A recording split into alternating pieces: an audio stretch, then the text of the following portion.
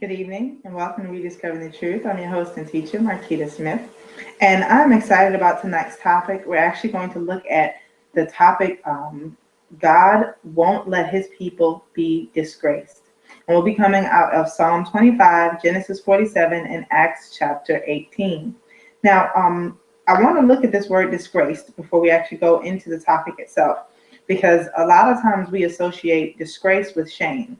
And so we say, if someone is disgraced, then they've been made to be ashamed.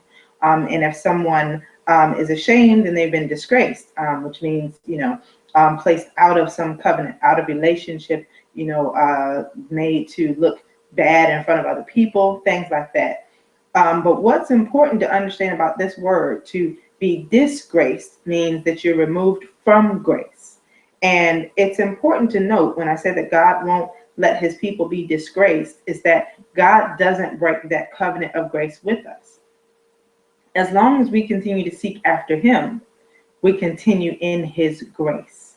And that grace will protect us from the attacks of people and devils. It will help us to recover when people do try to shame us or harm us in any kind of way. That comes from being in the presence of God, being in relationship with God.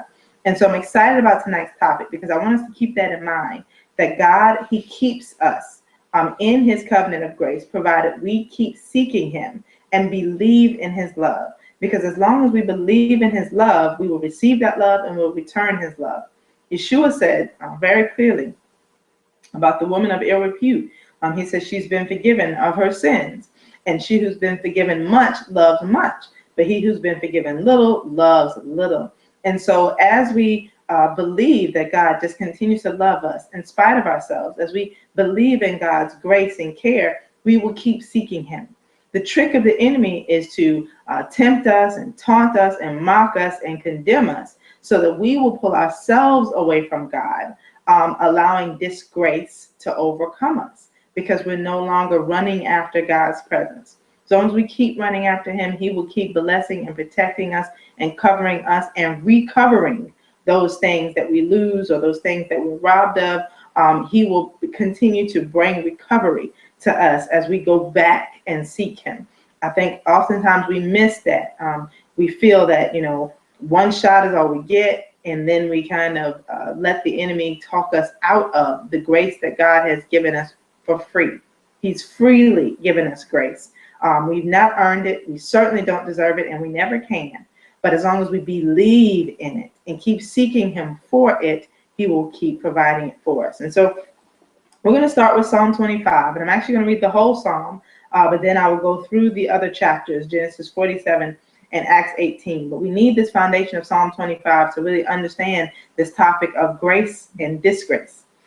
So this is a Psalm of David, and it reads, I lift my inner being to you, Adonai. I trust you, my God. Don't let me be disgraced. Don't let my enemies gloat over me. And this is not just humans. It's also the devil, the enemy. Don't let him say he's won. Don't let him say that, he is my master and you are not my Lord. David is praying that God would really just minister to his soul, this is how we continue to seek God. God, minister to my soul. Verse 3, no one waiting for you will be disgraced. Disgrace awaits those who break faith for no reason. So what David is saying is there are those who learn the truths of the Lord and just decide they don't want to go his way. They want to go their own way. Then there are others who wait on the Lord, who may even be challenged while they're waiting, may be tempted, may commit errors and weaknesses and sins while they're waiting, but they never give up on the hope of God doing what he promised to do in their lives. Abraham is a great example of that. He was waiting on a promise. And of course, he and Sarah took it, upon themselves to try to make that promise be fulfilled, but he didn't stop waiting. He didn't stop hoping. He didn't stop talking to God. So that God had to recover from that. He had to bring it back around because the way Abraham did it wasn't according to God's perfect will for his life. But he kept on seeking God. So David is speaking of those people. And there are others who just leave the way. And it doesn't matter what they do or someone else does. They just say, No, this is not what I want. It's not for me. Or they allow the enemy to trick them out of the grace that is theirs. Verse 4. David is still speaking to the Lord. Make me know your ways, Adonai. Teach me your paths. Guide me in your truth and teach me. For you are the God who saves me. My hope is in you all day long. Remember, his hope is in nothing and no one else. He's still hoping on God to do the things that need to be done. And he's asking humbly to learn of God's ways. And that's such a big deal, because we may think, oh, I know it. I got it all together. I understand. I've read the Bible 5 times, all of that. But it still doesn't mean we know his ways fully. There's always more to know. And that humility opens the door for God to draw us more, to cleanse us more, to minister more to us. That keeps us in the place of grace. Verse 6. Remember your compassion and grace, Adonai, for these are ages old. Don't remember my youthful sins or transgressions, but remember me according to your grace, for the sake of your goodness, Adonai. So David is saying, don't look at me. Not my past sins, not my present transgressions or iniquity in my heart, anything to do with me, but look at me through your grace, through the relationship that you've allowed me to have with you. Look at me through that, not through who I am without you. This is what David is asking. And he's basically asking for grace. He even says it, remember your compassion and your grace. That's what he's asking for. Lord, keep me in your grace. And it's so important, because this is the Tanakh, the Old Testament, as we often call it. This is not the Brit Hadashah or the New Covenant.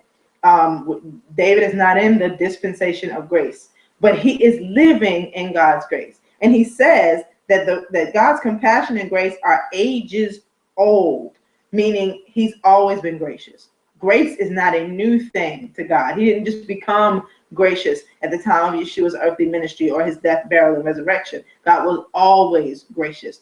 Grace is released as we believe him for grace, as we seek him for grace, as we hope in his grace. And that grace, that forgiveness, should cause us to love him back. And Yeshua said, if you love me, you'll obey my commands. So that does help us to change. It doesn't mean that grace comes, we receive that grace, we suck it up and just keep doing whatever we want to do. That's not what it means. It means we keep letting him transform us by this overpowering, overwhelming, unfathomable love. And that's gracious within itself, that he would keep loving us continually, consistently. He loves us in this moment, even knowing that in the next moment we're going to hurt him or sin or fall short or even make him look bad by misrepresenting him to someone. He knowing that, he still loves us right at each and every moment. Even in the moments of our weakness, right then, he still loves us. That is grace, and that is from of old. It is ages old, as David said. It's not new. God has always been gracious like this.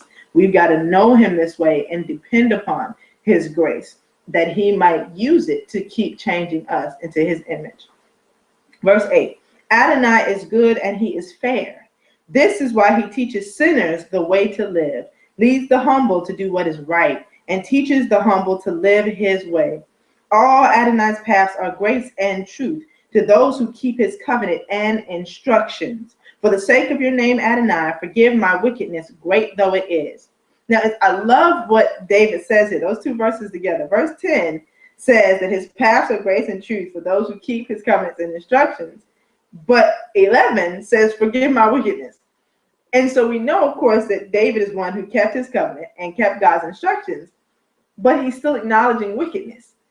And when we're wicked, when we commit sin, we break the covenant. And so it's like a dichotomy here that he's speaking, but when you really look at it, what he's saying, which is just so beautiful, it is God's grace and God's truth that empowers us to stay in covenant with God, and that trains us and leads us in his instructions, though we may fall short in the midst of walking this out. Like, that is so beautiful to me, because it's like we're seeking after him with all our heart, our soul, and our minds, but it does not mean that we may not have problems in our lives, or we may not have issues with our flesh, or even woundedness in our soul. Though my soul is panting after him, the woundedness may still cause it to malfunction. And so it's even in those times, his grace and truth is what keeps me in the covenant and draws me to his instructions.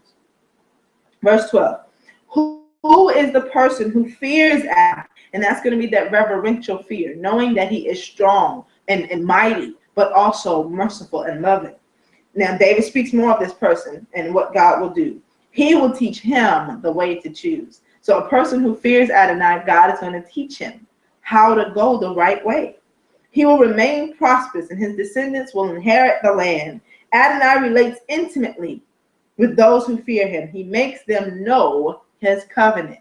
So remember, he talked about that those who keep the covenant. But now he says God makes them know it. Why? Because even as we try to keep God's covenant, we break it. Even as we try to have intimate fellowship with him, we come out of the fellowship, or we betray him in some kind of way, or we turn away in some kind of way. But even in that, he's teaching us to keep it. This is a continual, ongoing process throughout every day of our life, not just the beginning of our walk with him. This is continual. It never stops. And that dependency on him and his grace is essential to keep us in this place that David is talking about. And that is the place where we have no disgrace.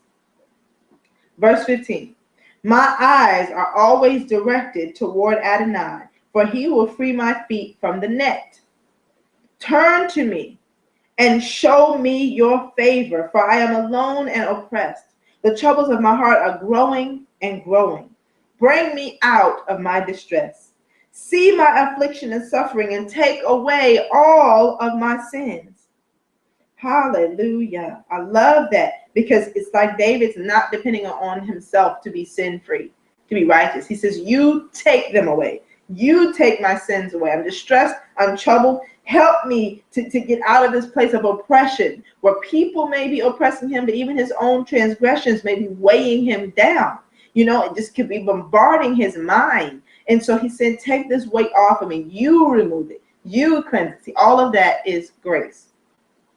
Consider my enemies, how many there are, and how cruelly they hate me. Protect me and rescue me. Don't let me be disgraced, for I take refuge in you. Let integrity and uprightness preserve me, because my hope is in you. God, redeem Israel from all their troubles. Now, I love that. This is such an important prayer for believers, because it's my prayer for myself. But at the end, I remember Israel. And as I remember Israel, God remembers me, because he says, I will bless those who bless you, and I will curse those who curse you, and all the families on the earth will be blessed by you. This is out of Genesis 12:3, that promise to Abraham. But through Abraham, Israel, of course, was birthed, and through Israel, Messiah, and all of the Holy Scriptures. And so it becomes so important here that we get this understanding that it is not through our own integrity and uprightness that we're preserved. When David says, let integrity and uprightness preserve me, he's talking about God's integrity and God's uprightness. He's like, defend me for the sake of your own name. He even actually says that, not for me, not because I'm good, but I'm trying to take refuge in you. I'm trying to hide in you. And so to prove yourself strong and mighty and gracious, help me, minister to me, protect me, bless me. And it is the confidence that God is going to do this that allows David to stand tall in front of his enemies, because he was accused, he was attacked, he was exiled. I mean, all types of terrible things happened to David. We look at his kingship, but prior to actually coming into the kingship, he went through a lot. And it was during these times of being outcast and living in caves and all of these things where Saul is hunting him down. And even afterwards, he's king, and now his son is hunting him down. And I mean, he went through so many challenges. He's able to stand before people in his own integrity, taking full responsibility for his own transgression, but knowing that it's the integrity of God that keeps him from being disgraced. He's not standing on himself. So he can take responsibility, but then still stand on God's grace. And that's what keeps us from being disgraced, because it's God's grace that's upon us, and that's what we're relying on. If we rely on ourselves, we're going to fall. We're going to commit errors, sins, and when we do, because we relied on ourselves, we fall hard. If we rely on God, and we've told people that we're not perfect, we're not God, but we point it to God, as the truth, is revealed, and as our hearts are revealed, and as our sins and our errors and our weaknesses are revealed, and our woundedness and those things, people get close to us and they're able to see those things, we're still pointing to God. And there's no reason for us to be disgraced, because we're able to remind ourselves and everybody around us that, man, I was surviving under God's grace this whole time. Just because you just now realized I'm a human doesn't mean that anything in my relationship with God has changed. It has always been God's grace. This is not new for me and God. It may be new information to you, but it's always been God's grace that kept me. And this is the place where David was, whether he was king, whether he was shepherd, whether he was a minstrel just playing the harp before Saul, whether he was an outlaw. It was always God's grace that kept David. And that's the place that we've all got to be in. And then as we believe and hope in that grace alone, we will never be disgraced. Now, let's go to Genesis 47, and I'm just going to show you how the Lord allows his people not to be disgraced. Now, again, Joseph is a perfect example for us here because we saw his brothers were jealous of him. They plotted to kill him, actually, and decided against it. They threw him in a pit, pulled him out of the pit, and sold him into slavery. Then he was lied upon and thrown into prison. Then he was forgotten about. And so that can make a person feel disgraced and ashamed. But he always walked in God's grace. And how could somebody be a slave and be in God's grace? How can he be a prisoner and be in God's grace? But God gave him favor the whole time. Whether he was a slave or prisoner, didn't matter. God gave him favor, opened doors. He revealed his spirit through Joseph because Joseph kept believing in God's promises, kept hoping in God's grace in every situation. So God's light was able to shine out through him. He didn't depend on his own status or his own appearance to people or his image and what his life conditions looked like. That was not what he focused on. His focus was on God's grace and his hope in that grace. And that's what shined out through him. And it continues. Now that he's in this great position, that grace still shines out. It's nothing new happening because he's always been walking in God's grace. So now we see that his family is coming before Pharaoh. And we remember, we read it in chapter 46, that sheep herders, shepherds, were detestable to Egyptians. Now you would think, oh, that brings shame and disgrace. My family, I'm the number 2 man in Egypt, but my family, they're shepherds. And this brings disgrace to the Egyptians. The Egyptians say this is detestable. This will bring shame and disgrace to me. Not at all. Joseph's grace doesn't go anywhere because it's that very occupation that Joseph now uses to get them placed in Goshen where they won't have to be around the Egyptians and their idols. So it's beautiful. Let's see how this turns around. You know, Pharaoh says, yes, you can live in Goshen, but look in verse 5. Pharaoh also says to Joseph, your father and brothers have come to you, and the land of Egypt lies before you. Have your father and brothers lived on the best property in the country. Let them live in the land of Goshen. And this is exactly what Joseph has asked for. And watch this. Moreover, if you know that some of them are particularly competent, put them in charge of my own livestock. Now, instead of going, oh, goodness, you come from shepherds? Oh, they're detestable. You're the number 2 man. I put you in position. Wow, you come from shepherds? Can't believe that.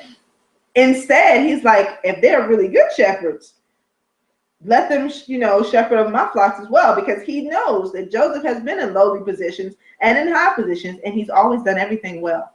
So God's grace is still there. There is no disgrace because they're hoping in God's grace. They say, okay, we're shepherds. It's detestable to Egyptians. God, what are you doing in this situation? Oh, you're setting us apart. You're putting us in a separate place so that idolatry will not come near us. And later on, we'll see in Exodus that the plagues don't come near them either because they're not living amongst the Egyptians. There's a section of Egypt that God is able to cover and protect because all the Israelites live there.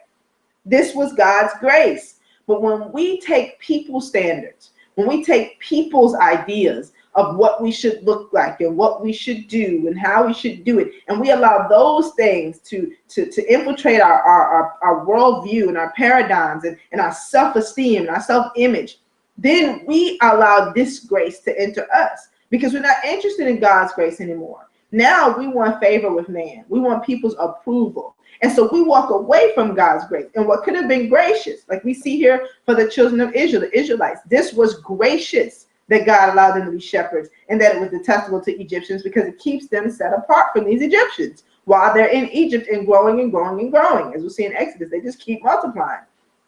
That was God's grace. But instead, a lot of times we don't see that God has made us unique and different, and it's gracious to keep us set apart. We see it as, oh, I hate being like this. I hate my life. I hate this. I hate that. When what he's doing is setting us apart. He's been gracious to us. You know, I actually know someone in my life right now who's in a position of being set apart, but it feels like, oh, this is bad. This is terrible. This is horrible, but it's not. This is my shout out to you. It's not. It's God's grace upon your life that you would be set apart and in the position that you're in right now, that he can speak directly to you. He can minister to you without the interference of other people, without other things having to bombard your mind and other things taking up your time, but he has you to himself. And that's true for most of us in many areas of life where we want this and we want that and we want this. God's not giving those things in his grace to keep us in the path that he has for us. But if we compare ourselves with others and try to be like the Joneses, we walk away from God's grace and then eventually bring disgrace upon ourselves. We bring a disgrace because we're trying to be something that we're not. So as we seek after God's grace, we don't have to worry about disgrace, because from the beginning he said, hey, they're shepherds. He put it right out there. And what happened? They get set apart, and the Pharaoh even says, you know, if there are any that are well aptitude, particularly competent, bring them into my service. So now Joseph blesses Pharaoh. His family comes in, and they leave it. They all go and move into Goshen, and the Pharaoh provides for Joseph's whole family. Now these shepherds from Canaan, the Pharaoh's providing for their whole family. God is doing this. Now everybody else is coming to Joseph. Now Pharaoh is completely providing for Joseph's family.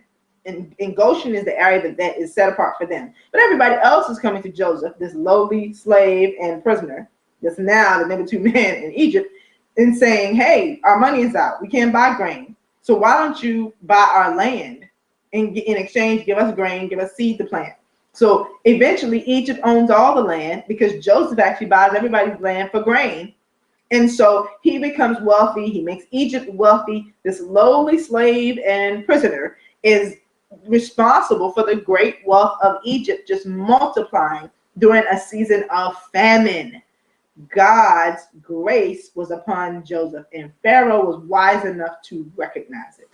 God himself put Joseph in that position that his grace could be upon the whole family of Israel and the Egyptian empire, who is now housing his people, Israel, as they grow into the great nation that he wants them to be. Because he knows in the land of Canaan, had the children of Israel grown the way he wanted them to multiply, the Canaanites would have tried to rally against them and take them out. And so God said, I've got to take them into sort of an incubator away from the promise so that I can grow them. Then I'm going to send them back into the promise, and they will be strong. They'll be able to take the land and keep the land and be the people that I called them to be. That's what this season is about for the person I'm talking to. That's what the season is about is for me. That's what the season is about for you. Now, let's continue on. Now, after all this happened and Joseph gets all the land in Egypt, his father comes to him and he asks him a favor. And this is in verse 29. This is what Israel says to Joseph. If you truly love me, please put your hand under my thigh and pledge that out of consideration for me, you will not bury me in Egypt. Rather, when I sleep with my fathers, you are to carry me out of Egypt and bury me where they are buried. And he replied, this is Joseph, I will do as you have said. He said, swear it to me. And he swore it to him. Now, what's so beautiful about this is that later on, Joseph is going to say the same thing. Hey, carry my bones out of his place. Now, when Israel dies, Joseph is going to take him back immediately to the land of Canaan. But Joseph's bones are not going to leave Egypt until the whole nation of Israelites leaves Egypt. But it was because his father asked, Joseph even knew to ask that question. And this is a beautiful thing. When we honor God's covenant by doing what he tells us to do, keeping his instructions, as David was talking about, honoring the mothers and fathers, what happens? We get blessed too. And then Joseph gets blessed by being in the land, the promised land, that God provided for his people and not being left in Egypt. And his bones were not left in Egypt because he was faithful to carry his father's bones out. The children of Israel are faithful to carry his out. Moses actually carries Joseph's bones out, as we'll see later in the book of Exodus. Now I want you to turn with me to Acts chapter 8. 18, because we just seen some beautiful examples of God not allowing them to be disgraced. Like even in death, God has taken Israel back to the promised land, and then later on, after generations, he takes Joseph back. He does not allow his people to be disgraced. Like I love that. Even in death, they're buried where they want to be buried, and things like that. It's just a beautiful grace that he puts upon us as we hope in that grace. See, Jacob, also known as Israel, had to be bold enough to ask his son for that.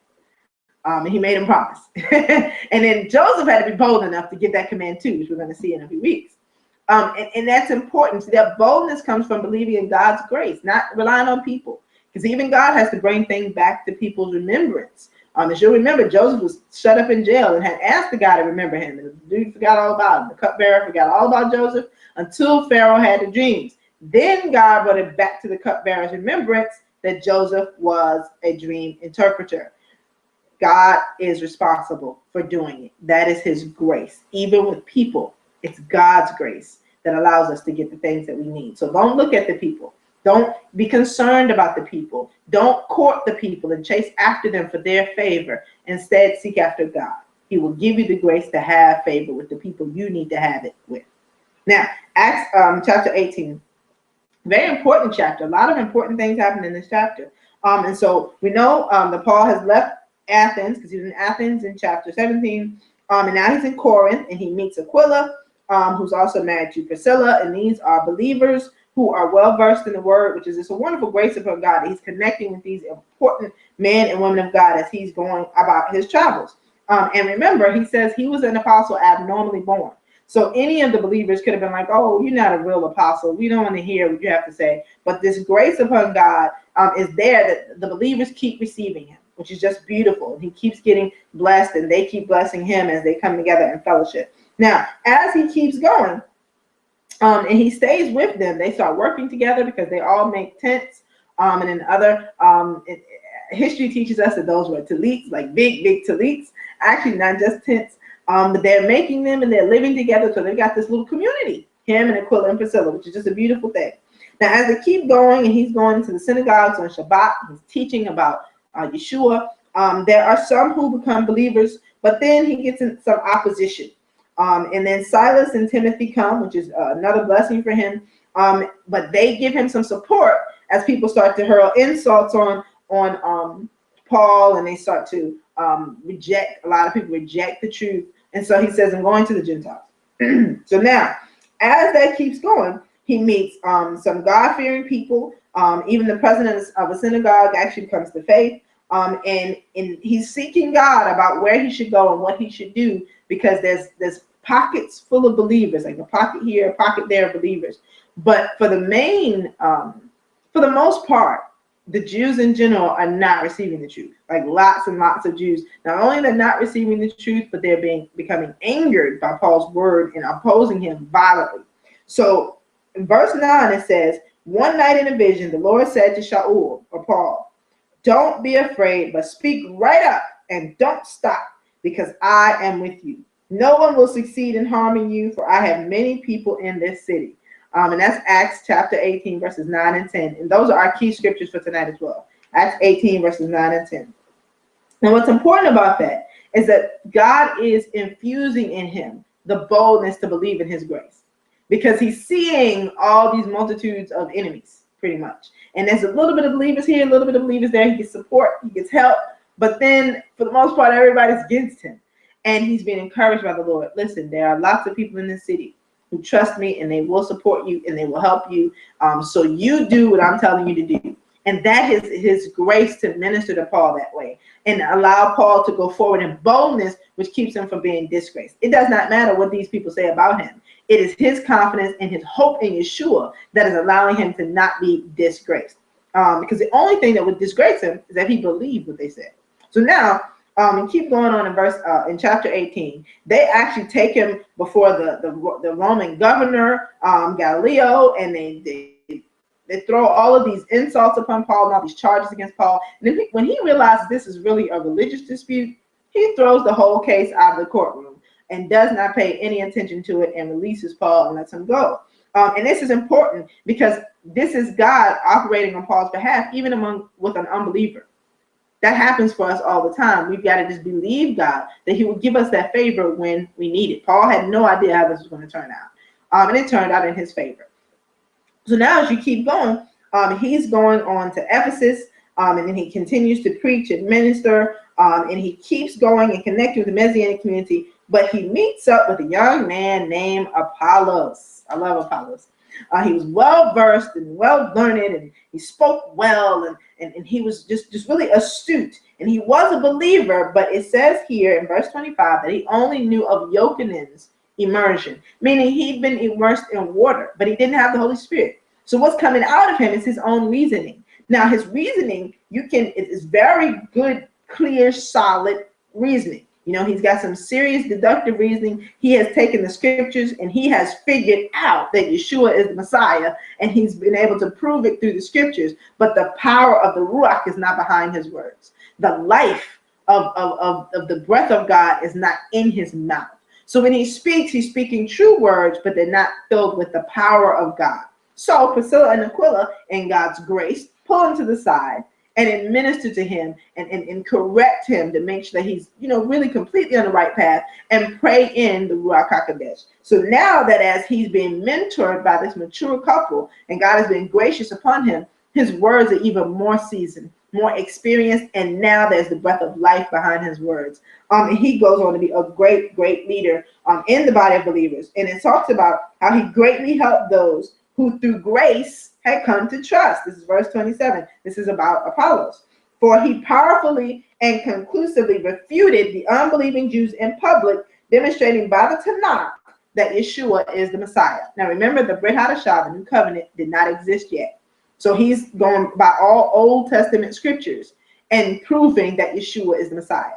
And it's important as we minister to the children of Israel that we're able to do that we don't minister out of the New Covenant, because that's not received as truth. You got to be able to minister out of the Tanakh if you're going to minister to Jews. And my very first teaching on rediscovering the truth was completely out of Isaiah 53.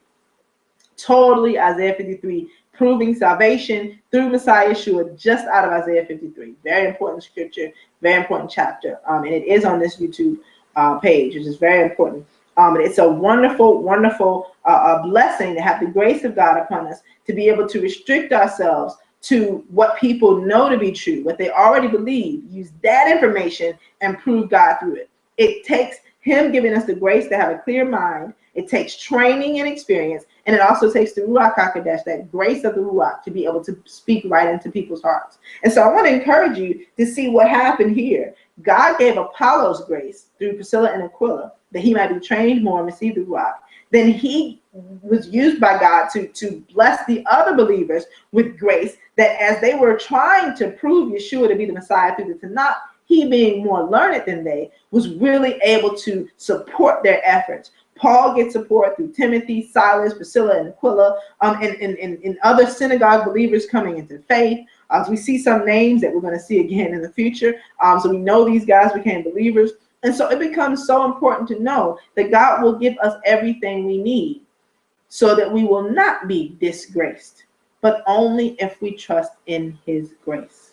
Seek him for everything. Pull on his teat seat. Go to the foot of the throne of God. Lay the truth out before him. Every fear, every concern, all anxiety, all care, lay it out before the Lord. And as you do that, believe that he's giving you grace and that he's going to handle it himself on your behalf. I hope that blessed you. It really blessed me. It was a word that I needed for tonight. And so I thank the Lord that I didn't do it on a different night, because I needed it tonight, which is just a tremendous blessing. So we will have Bible study again soon. But I pray also that you will keep joining us for Bible study and for worship services that we have coming up. We have a prophetic roundtable coming up on Saturday, November 7th at 2 p.m. at the Messiah Center at 1421 West Pembroke Avenue in Hampton, Virginia. It's 1421 West Pembroke Avenue in Hampton, Virginia. Then we also have Calling Fivefold Ministers coming up November 21st, which is also a Saturday, 7th day of the week, at 2 p.m. So our services are always on Shabbat at 2. And it'll be held at Temple of Peace Church at 3115 Wickham Avenue in Newport News, Virginia.